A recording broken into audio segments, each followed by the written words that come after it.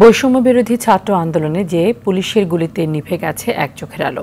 রিপন হোসেন এখন আর্থিক অনটনে চিকিৎসা না পাওয়ার দুশ্চিন্তায়। কেউ মাথায় গুরুতর আঘাত পেয়েছেন, কেউ শরীরে গুলি নিয়ে ঘুরছেন। যাদের সবার দীর্ঘমেয়াদী চিকিৎসার প্রয়োজন, দরকার আর্থিক সহায়তা। আশার কথা, শিক্ষার্থী আন্দোলনে আহত কয়েকজনের পাশে দাঁড়িয়েছেন কিছু ব্যবসায়ী। সাকিবুর রহমানের রিপোর্ট, ছবি তুলেছেন নাজমুল হোসেন সাইমন।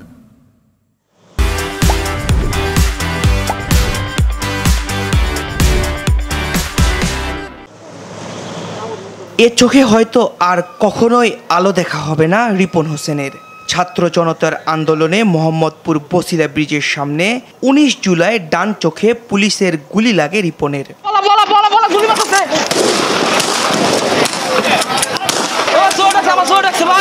চোখে গুলি লাগার পরেও থামেনি নির্যাতন।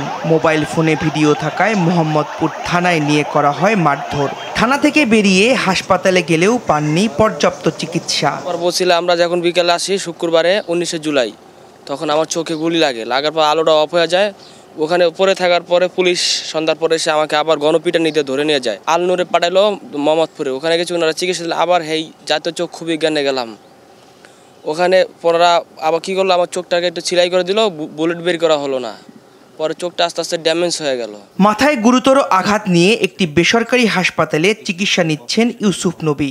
আর মূর্তথলিতে বুলেট নিয়ে ঘুরতে হচ্ছে আবু হুরায়রাকে। চিকিৎসার জন্য প্রয়োজন অনেক টাকা, যা মেটানোর সামর্থ্য নেই তাদের পরিবারের। বিকালবেলা খেলতে বের হয়েছিলাম, তো খেলতে বের হওয়ার পর অনেক লোকজনকে দেখে আমি ওনাদের সাথে ওনাদেরকে দেখতে যাওয়ার পর পুলিশ গুলি করা শুরু করে, আর ওই গুলিতে আমি আহত হই।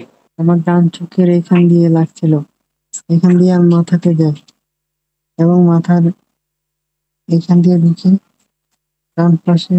আন্দোলনে আহত এমন কিছু অসহায় মানুষের পাশে দাঁড়িয়েছেন এই ব্যবসায়ী। তবে আহতদের প্রয়োজন আরও বেশি।